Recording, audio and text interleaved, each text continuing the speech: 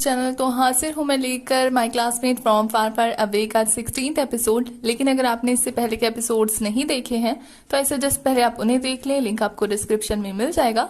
और अगर अभी तक आपने मेरे चैनल को सब्सक्राइब नहीं किया है तो चैनल को सब्सक्राइब कर दो, बेल आइकन प्रेस कर दो याद से, जिससे आने वाली वीडियोस की नोटिफिकेशन आप तक पहुंचती रहे। तो एपिसोड स्टार्ट होता है और हमें सीन दिखाया जाता है कि हमारी गुई जो है वो एरका से मेंटल पावर ले रही होती है, जैसे कि एरका ने कहा था कि वो उसको चार्ज करता रहेगा टाइम टू टाइम। तो गुई से थैंक यू बोलती है, जिसपे वो कह रहा है अरे ये तो मेरा काम था, मतलब मक्खन मारा होता है।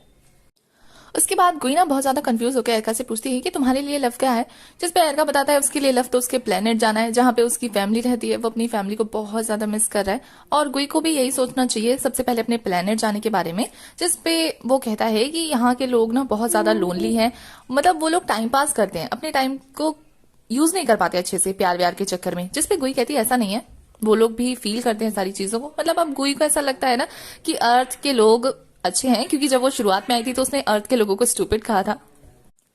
तो एरका मरता क्या ना करता कहता है हाँ हाँ तुम ठीक कह रही हो, मैं तुम जो कहोगी ना मैं वही मान के चलूंगा, मैं अलग कुछ नहीं मानूंगा। और फिर हमें नेक्स्ट सीन में दिखाया जाता है ये हेलन जो है वो गुई की फोटो को देखकर उसे मिस करा होता है। वो गुई को मैसेज करता है कि क्या वो संडे को उसके साथ घूमने चलेगी, जिसपे गुई कहती है कि वो बिजी है। तो ये हेलन कहता है वो तभी उसका वेट करता रहेगा और वो लोग अम्यूजमेंट पार्क जाने वाले होते हैं। वैसे गुई यहाँ ये हेलन को इग्नोर कर रही होती है। उसके बाद नेक्स्ट डे का सीन दिखाया जाता है जहाँ ये हेलन जो है पार्क के बाहर गुई का वेट करने लगता है जल्दी पहुंचकर। और यहाँ हमारी गुई जो है वो तैयार होकर सोच रही होती है कि जाऊं या ना जाऊं, जाऊं या ना जाऊं। बेचारा ये हेलन उसका वेट करते करते इतना थक जाता है कि टाइम पास करने के लिए कुछ ना कुछ कर रहा होता है। और यहाँ हमारी गुई को यही सोचते सोचते 3 बज जाते हैं कि उसको जाना चाहिए। और फिर एक सांस लेकर ना वो निकल जाती है जाने के लिए, पर तभी उसको जिंग जिंग का फोन आ जाता है। और जिंग जिंग जो है वो फोन उठाते उससे पूछती है कि क्या तुम फ्री हो, मुझे तुमसे बात करनी है, मेरा दिल टूट गया है। जिसपे गुई कहती है कि मुझे पार्क जाना था, ये हेलन वेट कर रहा है। तो वो कहती है उसे थोड़ी देर वेट करने के लिए बोलो, तुम पहले मुझसे बात कर लो थोड़ी देर। तो गुई कहती है ऑलरेडी बहुत लेट हो गया, वो काफी देर से वेट कर रहा है। पर जिंग जिंग कहाँ मानने वाली थी, अब बेस्ट फ्रेंड ऐसी होती है, वो शुरू हो जाती है बात करने में। और यहाँ बेचारा ये हेलन वेट करते करते बेचारा मत पूछो यार, इतना वेट कौन करता है रियल लाइफ में, कोई भी नहीं करता है। और यहाँ जिंग जिंग जो है वो गुई को अपना दुखड़ा सुना सुना के ना बोर कर चुकी होती है, मतलब रात कर चुकी होती है, इतना बात करती है उसके साथ। उसके बाद नेक्स्ट सीन में दिखाया जाता है गुई भगी भगी रात के 10 बजे पहुंच जाती है अम्यूजमेंट पार्क। और उसे लगता है ना कि ये हेलन जा चुका है, वो भी पता नहीं किसका वेट करिए। और रियल लाइफ में ऐसे ही होता है यार, तो ऐसे सोचती है ना कि शायद वो यहाँ नहीं है, उसको भी चले जाना चाहिए। तभी पीछे से ये हेलन आता है उसे बुलाता हुआ स्माइल के साथ, जिसे देखकर गुई सरप्राइज होती है। मतलब किसी को भी एक्सपेक्ट नहीं होगा यार कि मतलब सुबह से बंदा तुम्हारे लिए रात तक इंतजार करे। तो गुई उससे कहती है कि क्या तुम मुझसे नाराज हो। तो वो कहता है क्यों, मुझे नाराज होना चाहिए था। तो वो कहती है हाँ रात के 10 बज रहे हैं, मैंने तुम्हें इतना वेट कराया, तुम्हें नाराज नहीं होना चाहिए। जिसपे ये हेलन कहता है नहीं, वो बस उसका वेट कर रहा था क्योंकि उसने कहा था कि वो बिजी है, बस इसलिए, क्या अब वो घूम सकते हैं। जिसपे गुई जो है वो खुशी खुशी उसका हाथ पकड़ लेती है। और फिर वो दोनों के दोनों मिलकर रात के 10 बजे ना अम्यूजमेंट पार्क की राइड्स के मजे लेने लगते हैं। वैसे मुझे आप लोगों से पूछना है कि आप लोगों में से कौन कौन अम्यूजमेंट पार्क घूम चुका है, क्योंकि मैं तो अभी तक नहीं गई। हाँ मुझे भी इंतजार है यार, कोई लड़का मुझे पूछे, कोरिया का लड़का मुझे पूछे अम्यूजमेंट पार्क लेके जाने के लिए। आप में से कौन कौन मेरे जैसा है। सारी राइड्स एंजॉय करने के बाद जब वापस जा रहे होते हैं ना, तो हमारी गुई ये हेलन से पूछती है कि उसने इतनी देर क्यों वेट किया। जिसपे ये हेलन कहता है कि 16 साल तक उसने उसके सामने आने का वेट किया, फिर 3 साल तक उसने उसके जागने का वेट किया, अब 7 दिनों से वो उसको घुमाने का वेट करा था, तो ये कोई बड़ी बात नहीं है कितने घंटे वेट किया। जिसपे हमारी गुई कहती है तो फिर तुमने मुझसे ये क्यों नहीं पूछा कि मैं लेट क्यों हुई। जिसपे ये हेलन कहता है कि उसे पता है कि गुई बाकी सारी लड़कियों से अलग है और वो कभी भी किसी को हर्ट नहीं करेगी, इसलिए तो वो उससे प्यार करता है। प्यार बहुत ज्यादा अजीब है ना। जिसपे गुई कहती है हाँ प्यार बहुत ज्यादा टफ है। जिसपे ये हेलन उसके पास आते हुए कहता है नहीं, प्यार बहुत ज्यादा सिंपल है अगर सोच के देखो तो। और वो उसके फॉरहेड पे जैसे ही किस करने वाला होता है ना, तो हमारी गुई जो है इतना ज्यादा नर्वस हो जाती है, उसकी हार्ट बीट इतनी ज्यादा बढ़ जाती है ना कि बेचारी घबराहट में ना उसको रोक देती है और कहती है कि मुझे अभी अभी याद आया, मुझे ना कुछ काम है, और ये बोल के ना वो भग लेती है। बेचारा ये हेलन तो कंफ्यूज होकर वहीं खड़ा रह जाता है। उसके बाद नेक्स्ट सीन में दिखाया जाता है कि हमारी गुई ने ना यूजन को सारी बातें बता दी होती है। तो यूजन उसका मजाक उड़ाते हुए कहता है कि इतने रोमांटिक मोमेंट में अगर कोई भी होता ना तो उसके प्यार में गिर जाता, पर तुमने तो उसे धक्का मार के वहां से भाग गई। बेचारी ये हेलन पे क्या बीती होगी, उसके लिए तो दुनिया ही खत्म हो गई होगी। जिसपे गुई कहती है क्या वो सच में शॉक हो गया होगा मेरी हरकत से। जिसपे हमारा यूजन कहता है हाँ हो गया होगा भाई, ऐसी हरकत अगर तुम करोगी कोई लड़का तुमसे पूछेगा तो कितना बुरा लगेगा। वैसे ना मॉम ना डम्पलिंग्स बना रही है, तो तुम एक काम करना उसको ले जाके दे देना, उसका मूड ठीक हो जाएगा। तो गुई कहती है अच्छा अगर ये काम करेगा ना तो जाओ पैक करो डब्बे में और दे आओ। तो हमारा यूजन खुशी खुशी जाने में लगता है और कहता है कि बहन ये तुम्हारी प्रॉब्लम नहीं थी, फिर मैं कहाँ से आ गया। उसके बाद नेक्स्ट सीन में दिखाया जाता है कि गुई डम्पलिंग्स का डब्बा लेकर जा रही होती है ये हालन के पास, कि रास्ते में उसे ये हालन की मॉम दिखती है जो कि किसी आदमी के साथ जा रही होती है कहीं पे गुई के हिसाब से। तो वो कहती है कि ये हालन की मॉम के साथ कौन है, उसे देखना चाहिए, और फिर वो उनके पीछे निकल जाती है। दूसरे सीन में दिखाया जाता है कि वो आदमी ये हालन की मॉम को बता रहा होता है कि उसकी कंपनी बैंकरप्ट होने वाली है, उसे बहुत सारे पैसों की जरूरत होने वाली है, जिसपे वो औरत बताती है, जिस पे ये हालन की मॉम कहती है कि वो अपने बेटे को बोलेगी कि वो अमेरिकन कंपनी में इन्वेस्ट करना चाहती है, जिस पे मेरा बेटा मुझ पे ट्रस्ट करता है तो वो पैसे दे देगा। तो हमारी गुई तभी अपीयर होती है और कहती है कि बहुत अच्छा, और वो उस आदमी को जोर का शौक देती है, जिससे ये हालन की मॉम उसका नाम लेती है, उसका नाम हैंग होता है। तो गुई जो है वो कहती है कि तुमने कुछ सालों पहले ये हालन को छोड़ दिया था और अब तुम उसके पास वापस आई हो पैसों के लिए, क्या तुम सच में उसकी मॉम हो? तो ये हालन की मॉम उसे कहती है कि उसे 5 मिनट दो एक्सप्लेन करने के लिए, जिसपे गुई जो है वो ये हालन को बताने ही वाली होती है, बट वो फिर भी 5 मिनट उसे दे देती है। तो ये हालन की मॉम स्टार्ट करती है कि ये कहानी 20 साल पहले की है, जब वो और हैन यानी कि उनका लवर आपस में बहुत ज्यादा प्यार करते थे, बट वो बहुत ज्यादा गरीब थे। फिर उसकी मॉम की तबीयत खराब हो गई, जिस वजह से ये हालन के डैड आए, उन्होंने पैसों की मदद करी, बट उन्होंने एक शर्त रखी कि ये हालन की मॉम को उनसे शादी करनी पड़ेगी। तो शादी के बाद सब कुछ ठीक रहा, ये हालन भी हुआ और उनकी फैमिली बहुत ज्यादा लवी लवी कपल वाली फैमिली बन गई। पर धीरे धीरे ये हालन के डैड जो है उनका रवैया चेंज हो गया, वो बहुत ज्यादा एग्रेसिव हो गए, मार पिटाई करने लगे, डेली डेली लड़ाई करने लगे, जिससे ये हालन भी डरा डरा रहने लगा। और एक दिन ये हालन की मॉम के पास हैंक का फोन आया कि उसने एक कंपनी खोली है यूएस में जो कि बहुत ज्यादा एस्टेब्लिश्ड हो गई है और वो उसे अपने पास बुला रहे हैं, जिसपे ये हालन की मॉम ने चंचन को छोड़कर यानी कि ये हालन को छोड़कर वहां जाने का फैसला कर लिया। बट वो ये हालन को बहुत ज्यादा मिस करती थी, इसलिए वो उसकी लाइफ में वापस आई है, जिसमें कोई मानने से इनकार करी होती है क्योंकि वो पैसों के लिए वापस आई थी। बट ये हालन की मॉम कहती है ऐसा नहीं है, वो अपने बेटे से प्यार करती है, बस सिचुएशन ही ऐसी हो गई कि उसे ऐसी जरूरत पड़, जिसमें गुई कहती है कि ये हालन अपनी मॉम से कितना प्यार करता है, जब उसे अपनी मॉम का असली चेहरा पता लगेगा तो कितना बुरा लगेगा ना उसे। तो यालन की मॉम जो है वो गुई को कहती है मुझे पता है कि तुम उससे प्यार करती हो, तुम नहीं चाहती कि वो हर्ट हो, तो प्लीज उसे मत बताना, वरना उसकी नजरों में उसकी माँ की क्या अहमियत रह जाएगी। जिसपे गुई कहती है कि उसे पता है कि यालन की मॉम ना झूठ मूठ का रो रही है और इन आंसुओं की कोई, और फिर ना वो यालन की मॉम को अपना थोड़ा सा पावर दिखाते हुए ना धमका भी देती है कि वो उसकी लाइफ से दूर चली जाए, जिससे वो यालन को कुछ नहीं बताएगी। जिसपे यालन की मॉम का फेस देख के लग रहा होता है कि अब उन्हें गुई की बात को मानना ही पड़ेगा। उसके बाद नेक्स्ट सीन में दिखाया जाता है कि ये हालन जब घर वापस आता है और अपनी मॉम को ढूंढता है तो उसकी मॉम उसे वहां नहीं मिलती, पर उसे टेबल पे रखा हुआ अपनी मॉम का लेटर मिल जाता है, जिसमें उन्होंने लिखा है कि वो यूएस वापस चली गई है, जिसे पढ़कर बेचारा बहुत ज्यादा सैड हो जाता है।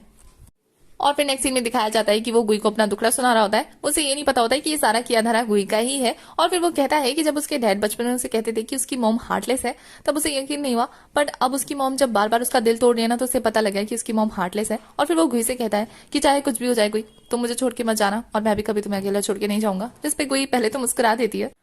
उसी के नेक्स्ट सीन में दिखाया जाता है कि गुई अपना लैपटॉप ऑन करके रिकॉर्डिंग स्टार्ट कर देती है और गुस्से में कहती है कि जब मेरे प्लेनेट पे कोई चीज आती थी, अटैक करती थी या मेरे लोगों को कुछ हर्ट करता था, तो मैं ही कमान संभालती थी। अब ये हालन को कोई भी अगर हर्ट करेगा ना तो उसको मैं ही देखूंगी, बट मुझे ऐसा लगता है जैसे उसकी लाइफ में सबसे ज्यादा हर्ट करने वाली पर्सन मैं ही हूँ। तो मुझे उसे प्यार करना चाहिए या नहीं करना चाहिए, अभी भी बेचारी कंफ्यूजन में ही होती है।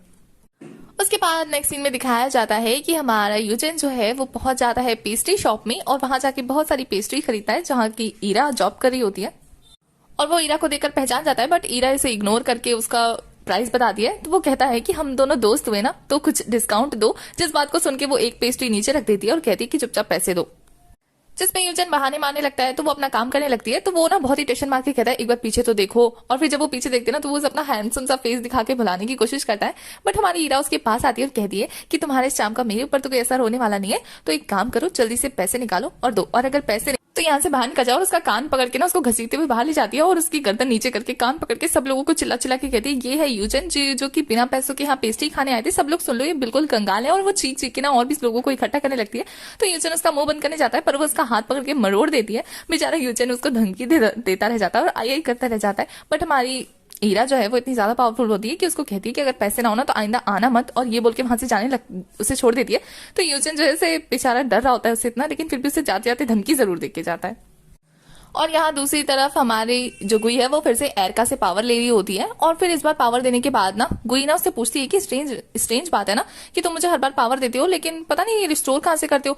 तो जो एरका है वो बहाना मार के वहां से जाने लगता है, बट हमारी गुई जो है उसको बड़े ही प्यार से, बड़ी ही अदब से धमकी देते हुए पूछती है कि अगर नहीं बताया ना तो तुम्हारी हड्डी पसली एक कर दूंगी, तो जल्दी से बता दो। तो बेचारा एरका ना डरते डरते उसे लेकर ही चला जाता है। और फिर दिखाया जाता है कि वो उस कॉलेज के बाहर होता है और रास्ते में आने वाले ना सभी गार्ड को ना निपटाते हुए जा रहा होता है। और फिर एरका गुई को बताता है कि मैं जब भी यहाँ आता हूँ ना मुझे एक स्ट्रेंज सी फीलिंग आती है और मेरे को ना यहाँ से मेंटल पावर मिल जाती है। और फिर वो गुई को कहता है बट हाँ मेंटल पावर मिलने के बाद मुझे भूलना मत, मेरी मदद करते रहना। तो गुई जो है वो सोचने लगती है कि सेम ऐसी ही चीज जो है उसके साथ पहले हुई थी, वो प्रोफेसर के बाहर का वो बैरियर।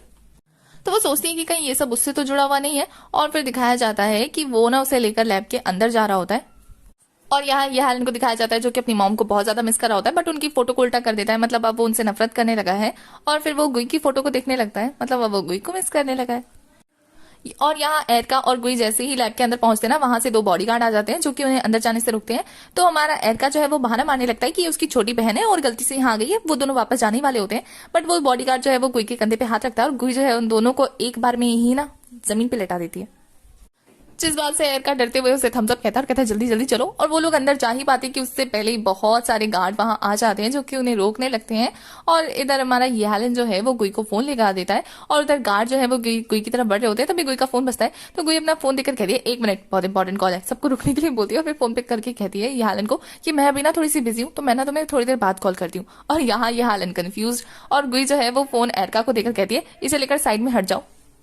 बेचारा एरका जो है वो गार्ड्स को देखकर पतली गली में निकल लेता है चुपके से। और यहाँ हमारी गुई जो है वो सबका बैंड बजाने लगती है। यहाँ हमारी गुई जो है अपनी फाइटिंग स्किल्स दिखा रही होती है और दूसरी तरफ एरका जो है वो चिप्स का पैकेट लेकर मजे से खाते हुए शो एंजॉय कर रहा होता है। चिप्स तो चिप्स, वो वहां पे पड़े हुए केमिकल को भी कोल्ड ड्रिंक समझ के पीता है, बट बेचारे को टेस्ट खराब लगता है तो थूक देता है। और फिर जैसे ही गुई लड़ाई खत्म करके आ जाती है तो एरका जो है वो नाचते हुए उसके पास जाके कहता है कि तुम कितनी औसम हो, तुम तो मेरी हीरो। तो गुई जो इसकी बातों को इग्नोर करके कहती है कि अब अंदर चले। और फिर जैसे वो अंदर जाती है ना तो अपने सामने उस पत्थर को देखती है और गौर से देखने लगती है। तो एरका कहता है कि ये इस पत्थर के ना अपीयरेंस पे मत जाना, ये देखने में सिंपल है बट इसके अंदर बहुत ज्यादा पावर है। तो गुई कहती है इतनी पावर की ये मेंटल पावर को भी इफेक्ट कर सकती है, जिसपे वो कहता है हाँ। उसके बाद ना एरका गुई से कहता है कि दीदी क्या तुमने कभी इंटरस्टेलर गेटअवे के बारे में सुना है, जिसपे गुई कंफ्यूज होती है क्योंकि उसने नहीं सुना होता है। तो एरका उसे आगे बताने लगता है कि ये ऐसी चीज होती है जो कि बहुत सारे पार्टिकल्स को एक्टिवेट करती है, जिससे कि गैलेक्सी में कहीं भी जाया जा सकता है, एक गेट खोल देती है वो। और फिर वो उसे आगे बताता है कि अगर ये अपने अंदर इतनी ज्यादा पावर को मतलब ऑब्जर्व करके रख सकती है तो इसका मतलब कि ये ना कनेक्ट कर सकती है पृथ्वी को किसी भी अदर प्लेनेट के साथ। और फिर एरका जो है वो बताता है कि ऐसा ही एक सिचुएशन उसके प्लेनेट पे क्रिएट हुआ था कि उन्होंने इंटरस्टेलर गेट को ओपन कर दिया था और मैं बिना किसी प्रिपरेशन के यहाँ आ गया और मैं यहीं मतलब अब यहीं फंस गया। पर उसे इस पत्थर के बारे में पता लगा है और उसे ये भी पता लगा है कि इससे इंटरस्टेलर गेट को खोला जा सकता है और अपने प्लेनेट में वापस जाया जा सकता है। और एरका गुई को ये भी बताता है कि जब वो डीप स्लीप में थी ना तो इसी पत्थर की वजह से उसको होश आया, जिसपे गुई सोचती है कि मुझे नहीं पता मुझे होश क्यों आया। बट मुझे ऐसा लगता है पर्सनली कि ये जो पत्थर है ना ये कार्डोशोई है जो कि 200 साल पहले अर्थ पर आया होगा और किसी वजह से ना मर गया होगा, तो वो पत्थर में कन्वर्ट हो गया है। आप लोगों को क्या लगता है, आप कमेंट में बताना। हाँ। और फिर नेक्स्ट सीन में दिखाया जाता है कि हमारी गुई जो है वो कार्डोशोई के कीचेन को देखकर लैपटॉप में रिकॉर्डिंग कर रही होती है। मुझे लग रहा है मेरी थ्योरी सच हो गई है, क्योंकि गुई भी यही कहती है कि मुझे ऐसा लगता है ना कि तुम कार्डोशोई हो उस पत्थर को और तुमने अपना प्रॉमिस निभाया है, तुम उस पत्थर के जरिए तुमने मुझे जगाया है। मैं सोच रही थी कि मैं गलत डायमेंशन में आ गई, बट तुम तो मुझे सच में प्रोटेक्ट कर रही थी, तुम मेरी हेल्प कर रही थी, अब मैं अपने प्लेनेट वापस जा सकती हूँ। दूसरी तरफ एरका को दिखाया जाता है जो कि अपने कैफे शॉप में बैठ कर ना पेस्ट्री खाते हुए सोच रहा होता है कि जैसी गुई की पावर है, मुझे ऐसा लगता है जैसे मैंने कहीं तो इस पावर के बारे में पढ़ा है। और गुई का नाम सुनते ही वहां पे खड़ी ईरा जो है उसके कान खड़े हो जाते हैं, वो सुनने लगती है। और फिर इधर एरका जो है वो सोच रहा होता है कि उसने कहाँ सुना है, तभी वो देखता है कि वहां पे कुछ बड़े बड़े पत्थरों पे नाम लिखे होते हैं, उनमें से चमक रहे होते हैं कुछ, और ये याद करते हुए वहां से भग लेता है। और हमारी ईरा सोच रही होती है कि इसको गुई के बारे में कैसे पता। दूसरी तरफ दिखाया जाता है कि एरका दौड़ते हुए जाकर गुई को कहता है मुझे पता लग गया तुम कौन हो, तुम अपने प्लेनेट की कमांडर आबू दौरे हो ना। आबू दौरे जो है वो गुई का एलियन नाम है। और फिर वो खुद ही से कह रहा होता है बट अगर तुम्हारी मेंटल पावर इतनी अच्छी है तो तुम अभी तक अपने प्लेनेट पे क्यों नहीं गई। नहीं शायद मैं कुछ ज्यादा सोच रहा हूँ, जिसपे गुई कहती है नहीं तुम ठीक ही सोच रहे हो, मैं आबू दौरे हूँ और तुमने जितनी भी गैसिंग की है ना वो सभी के सभी ठीक है, बट मैं अपने प्लेनेट पे भी वापस नहीं जा पाई। पर तुमने पता कैसे लगाया, जिसपे हमारा एरका जो है वो बताता है कि उसके प्लेनेट पे बड़े बड़े पत्थरों पे लोगों के नाम लिखे, सोल स्टोन पे लिखा हुआ है जो कि अभी तक चमक रहा है। उनके देश में कोई भी अगर सोल्जर होता है, अगर वो मर जाता है ना तो उसका नाम बड़े से पत्थरों पे लिख दिया जाता है जिससे कि लोग उन्हें याद रख सके। तो वो बताता है कि उसके साथ और भी सोल्जर्स का नाम लिखा गया था, बट वो धीरे धीरे वक्त के साथ वो मरते चले गए और उनका नाम मिटता चला गया। बट एक आबू दौरे है जिसका नाम अभी तक नहीं मिटा है और वो अभी तक चमक रहा है। और अब उसे पता लग गया है एरका को कि वो नाम अभी तक क्यों चमक रहा है, क्योंकि गुई जो है वो जिंदा है, इसलिए उसका नाम चमक रहा है प्लेनेट पे। जिसपे गुई कहती है कि 200 साल बीत चुके हैं तो अब स्कॉर्पियस प्लेनेट कैसा है, जिसपे एरका बताता है कि तुम्हारे आने के बाद 200 सालों में बहुत सारे चेंजेस हुए, जिसमें सिटी कभी मतलब वो प्लेनेट कभी अप्स गया कभी डाउन गया, बहुत सारी चेंजेस हुई, बट आज भी लोग तुम्हें याद करते हैं और तुम वहां की सबसे पावरफुल जनरल हुआ करती थी और आज भी लोग तुम्हें तुम्हारे कारनामों की वजह से याद करते हैं। जिसपे गुई कहती है कि भले ही वो लोग मुझे भूल गए हैं लेकिन मैं अपने प्लेनेट वापस जाके रहूंगी। और उसी के साथ हमारा शीन शिफ्ट होता है और यहाँ शीन जो है वो लैब पे आता है, जहाँ पे जिन जो है वो सभी के सभी गार्ड्स को देखता है, उनकी हालत पंचर होती है और उनसे पूछता है कि तुम्हारी हालत ऐसे किसने कर दी, बट उन्हें खुद को नहीं पता होता है, उन्हें ऐसा लगता है जैसे कि सपना आया था उन्हें। उसके बाद जिन जो है इस बात का पता लगाने के लिए सीसीटीवी फुटेज देखता है और वहां उसे पता लगता है कि 11:37 से 11:52 तक की फुटेज डिलीट है और वो वहां के गार्ड से पूछता है कि ऐसा क्यों है, बेचारे को खुद नहीं पता होता ऐसा क्यों है। जिस बात को सुन के जिनको इतना ज्यादा गुस्सा आता है कि पहले तो बेचारा अपना कोट उतारता है और फिर खूब अच्छे से ना उस गार्ड को धोकर कहता है कि ये किसका काम है पता रखना, तुम्हारा ना, तुम्हें किस लिए रखा गया है। बेचारा गार्ड उससे डरकर भाग जाता है और वो सोच रहा होता है कि आखिर फुटेज गई तो गई कहाँ। और यहाँ हमें फ्लैशबैक से पता लगता है कि गुई और एरका ने काम निपटाने के बाद ना सारे सीसीटीवी फुटेज डिलीट कर दिए होते हैं और साथ ही वहां पे पड़े जितने भी लोगों को उन्होंने धोया होता है ना उन सबकी मेमोरी भी इरेज कर दी होती है ताकि वो लोग कुछ याद ना रख सके। और यहाँ रियल में जिन जो है वो बैठकर खुद ही सीसीटीवी फुटेज की निगरानी करने लगता है और फिर वो नोटिस करता है कि सभी लोग अपना काम कर रहे हैं बट हमारी जो फैनगाई है वो पासपोर्ट डालकर उस पत्थर के पास जाकर उसको गौर से देखकर वापस जाने लगती है। तो हमारी जिन को कुछ अजीब सा लगता है तो वो रिवर्स करता है और उसे पता लगता है कि फैनगाई ने ना एक रिपोर्ट बनाई है जो कि उसके हिसाब से उसे थोड़ा सस्पिशियस लगता है। तो वो निकल जाता है फैनगाई के पास और यहाँ फैनगाई जो है अपना काम निपटा के बाहर जाने लगती है। तो अभी उसके पास जिन आता है और उससे पूछता है कि वो कहाँ जा रही है, जिसपे फैनगाई कहती है कि उसके पेट में दर्द हो रहा है तो वो घर जा रही है। तो हमारा जो जिन है वो उससे पूछता है तो फिर वो अपने साथ वो नोट क्यों लेकर जा रही है, जिसपे फैनगाई कहती है कौन सा नोट। तो वो कहता है कि उसने उसे देख लिया है सीसीटीवी के फुटेज से कि वो क्या कर रही थी, जिसपे फैनगाई जो है थोड़ा सा अजीब सा मुंह बनाती है और वो उसे कुछ बोल ही पाती कि उससे पहले हमारा एपिसोड यहीं खत्म हो जाता है। तो एपिसोड 16 की एक्सप्लेनेशन होती है खत्म। आगे की कहानी के लिए आपको मेरे चैनल पर वेट करते रहना होगा और चैनल को सब्सक्राइब कर देना, बेल आइकन प्रेस कर देना जिससे आने वाली वीडियोस की नोटिफिकेशन आपको फटाफट मिलती रहे। और जो न्यू ड्रामा मैंने स्टार्ट किया था मैंने आपको बताया ना कि उस पर कॉपीराइट आया था जिसकी वजह से मैं अब कोई भी न्यू वीडियो डालूंगी तो वो ब्लॉक हो जाएगी क्योंकि उसका फर्स्ट एपिसोड भी ब्लॉक हो गया है। तो थोड़ा सा टाइम दो ताकि मैं उसको कुछ अलग तरीके से अपलोड करने की कोशिश करूं जिससे वो कॉपीराइट ना